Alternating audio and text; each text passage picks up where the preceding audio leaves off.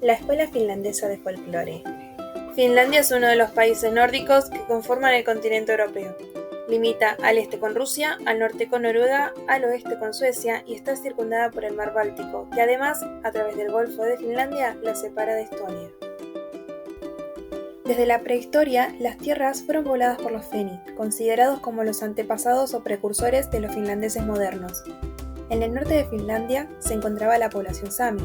Los estudios genéticos sugieren que los Samis descienden de un pequeño grupo original con divergencias desde el 700 a.C.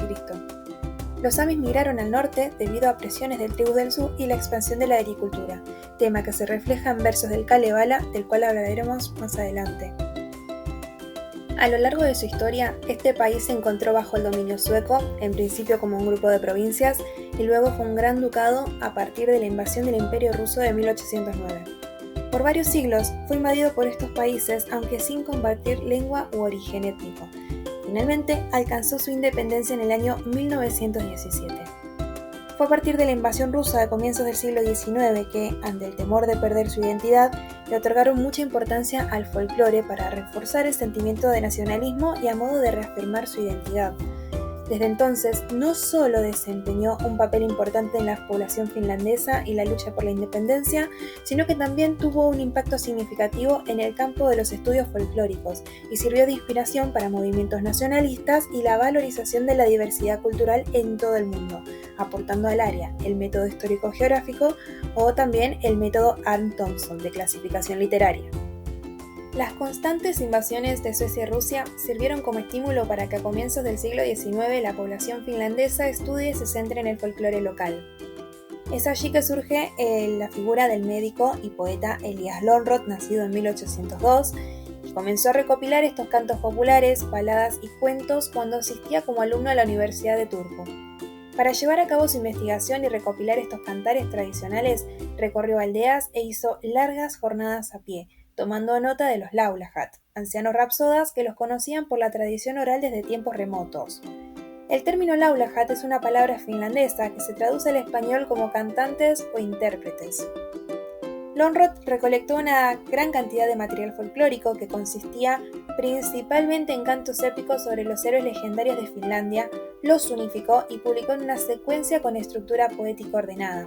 Es así como nació el Kalevala, que significa la tierra de los héroes. Se trata de una obra clave del folclore finlandés, la cual fue traducida a otros idiomas y posteriormente se expandió al resto de Europa, lo que permitió que se conozca la cultura finlandesa. Este hecho folclórico repercutió de manera favorable en las raíces culturales e identidad del país nórdico. En el año 1835, que se publica la primera edición del Kalevala, nació Julius Kron, quien luego investiga esta recopilación y analiza el caso de los poemas y sus versiones en distintas comunidades, cómo migran y cómo se adaptan al estilo poético de cada población. Para poder determinar la dirección de la difusión, primero se debía estudiar las variantes siguiendo un orden geográfico. Finalmente sería posible encontrar el lugar de origen y reconstruir la versión original del poema.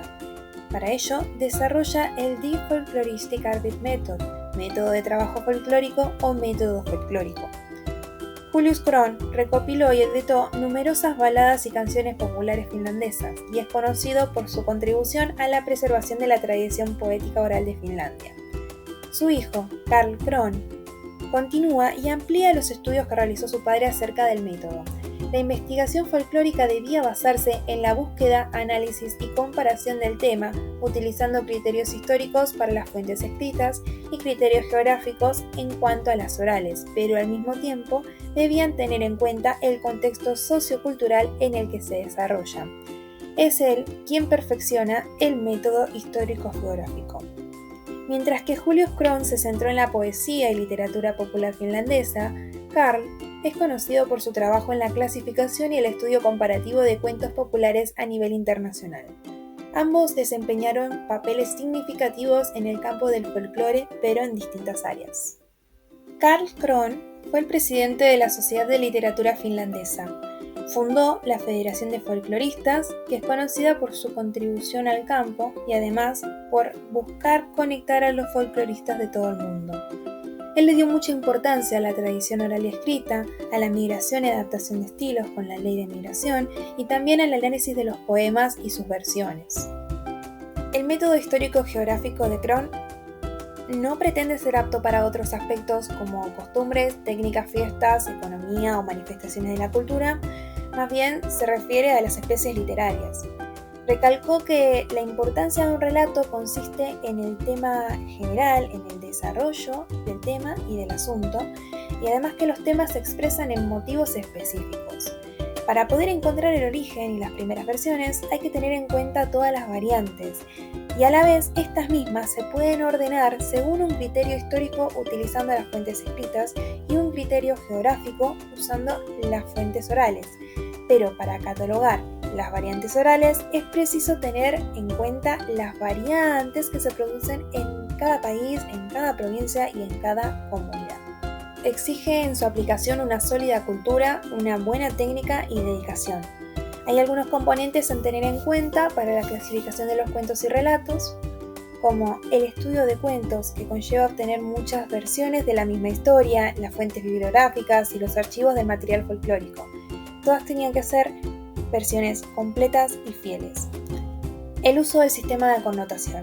Clasificar y citar con símbolos que sean breves, claros y expresivos. Versiones documentadas ordenadas en series.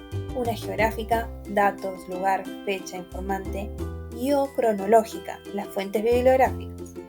Para el análisis del cuento, se centraliza en sus principales motivos que deben ser llamativo e inusitado para persistir en la tradición, una unidad narrativa con autonomía de sentido que puede expresarse en diversos países y épocas. Los motivos pueden ser únicos, universales o moldearse por el ambiente geográfico y social. Los motivos son acontecimientos o sucesos sencillos, actores humanos, animales o sobrenaturales, o bien algún elemento en el fondo de la acción como objetos mágicos. Lugar que ocupa el motivo.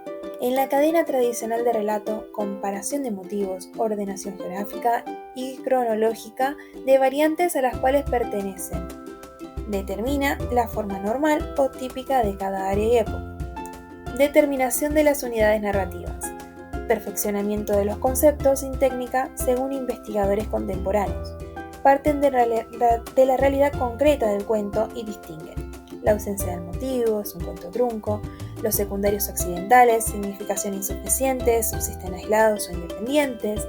Los complejos de motivos aparecen sueltos, constituyen cuentecillos breves, con significación autónoma. Desarrollo del cuento íntegro y completo. Secuencias, obras dramáticas señaladas por partes, actos o jornadas. Semejante a técnica cinematográfica. Y especies más características como cuentos, leyendas o relatos míticos. La distinción moderna de que es la vida de los cuentos puede ser historia externa, perfeccionamiento del análisis y método, o la vida interna, creación imaginativa y artística. Estos pueden carecer de significación y aún ser ilógicos, pero en todo responden a un orden lógico y congruente dentro de la concepción fantástica y clima férico. Cuentos tipo, que son los cuentos que se estudiaron de forma abstracta y general, pero que han ido mostrando núcleos reconocibles y persistentes, narraciones características cuya existencia se manifiesta a través de los siglos, los países, las culturas y las lenguas más diversas. Cuando se identificaron un número considerable, se hizo necesario ordenarlos y clasificarlos. Anti-Arn, de quien hablaremos más adelante, bosquejó la primera clasificación de cuentos tipo con el material del repositorio finlandés y danés. Luego, Steve Thompson lo tradujo, amplió y mejoró el catálogo, y así apareció los tipos de cuento popular, clasificación y bibliografía, libro que sirvió como referencia por muchos años para estudios científicos. Leyes folclóricas, unas referidas a los tipos de cambio producidos por los cuentos, dadas por olvido de un detalle, adaptación o aclimatación de rasgos, episodios y cosas extrañas, modernizaciones, entre otros. Walter Anderson, por su parte, formuló la ley de autocorrección, que consiste en las versiones de lo tradicional por equivocación y contrarrestar por la fuerza reguladora de los oyentes y nuevos narradores apegados a la forma conocida. Nace así una nueva versión con vida propia, que puede o no subsistir con la original o desplazarla.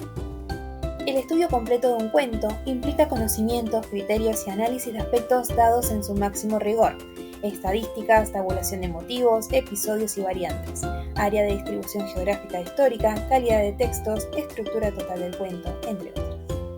También es tomado en cuenta el determinar el arquetipo y cuáles fueron las influencias, acontecimientos y o condiciones geográficas regionales que originaron estas variantes, cumpliendo así con el propósito principal del método: trazar la bibliografía.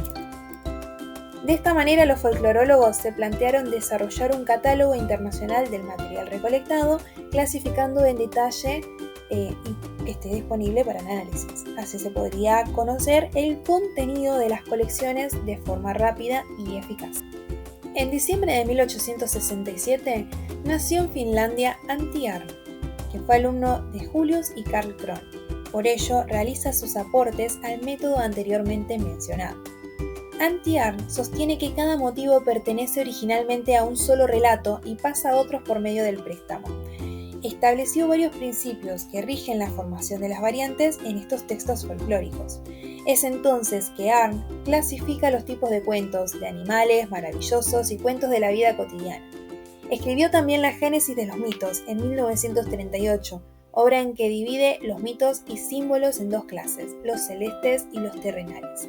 Dedicaba los primeros capítulos al sol, la luna y las estrellas, después se ocupa de los mitos meteorológicos, volcánicos, acuáticos y a los cataclismos, y finalmente trata sobre los humanos y su simbología.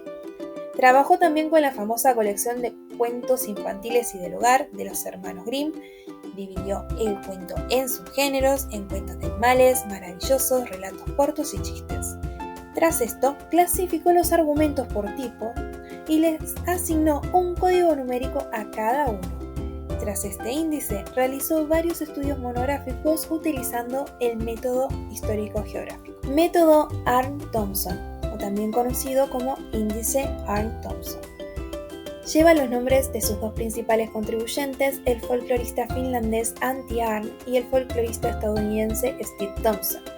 Antti Aarn publicó la primera edición del índice en 1910 bajo el título Índice de tipos de cuentos de hadas en alemán. Steve Thompson revisó y expandió el índice en inglés publicando The Folk Tale: A Classification and Bibliography en 1928. La última versión del índice es conocida como el índice Aarn-Thompson-Utter y revisada por Hans-Jörg Utter en 2004. Esta versión incorpora adiciones y cambios basados en la investigación folclórica más reciente. Este método tiene como objetivo clasificar y catalogar cuentos populares y de hadas de todo el mundo. Su propósito es organizar y catalogar las historias con base en elementos narrativos y temas comunes, lo que permite a los investigadores comparar cuentos de diferentes culturas y regiones. Propósito: clasificar y catalogar cuentos populares y de hadas de todo el mundo. Organizar historias basadas en elementos narrativos comunes. Aplicación: utilizado en la investigación comparativa de cuentos populares. Permite el análisis de temas y elementos narrativos repetidos en diferentes culturas. Número de clasificación. Cada tipo de cuento popular o de hadas recibe un número de clasificación único en el índice. Por ejemplo, el cuento de Cenicienta se clasifica como ATU 510A. El número ATU es una abreviatura de Aarn-Thompson-Utter, donde Utter se refiere a Hans-Jörg Utter. El número ATU es seguido de subcategorías alfabéticas para distinguir variantes del mismo tipo de cuento. Estructuras de clasificación. El índice clasifica los cuentos populares en categorías amplias y luego en subtipos más específicos. Por ejemplo, ATU 510A se refiere al tipo de cuento Cenicienta, pero hay numerosas variantes y subtipos de este cuento que se clasifican en subcategorías más específicas. En resumen, la Escuela Finlandesa de Folclore, el método histórico-geográfico, método folclórico y el método o índice Aarn-Thompson han revolucionado el estudio de la narrativa popular y las tradiciones culturales a nivel global. Estos enfoques sistemáticos y metodológicos han permitido la catalogación, comparación y comprensión más profunda de cuentos populares y elementos culturales, revelando patrones y similitudes a través de diferentes culturas. Estos legados finlandeses continúan siendo recursos invaluables para los estudiosos interesados en explorar la riqueza de las expresiones folclóricas y narrativas en todo el mundo. Muchas gracias por acompañarnos hasta el final y si les gustó, no se olviden de suscribirse y activar la campanita para más videos informativos.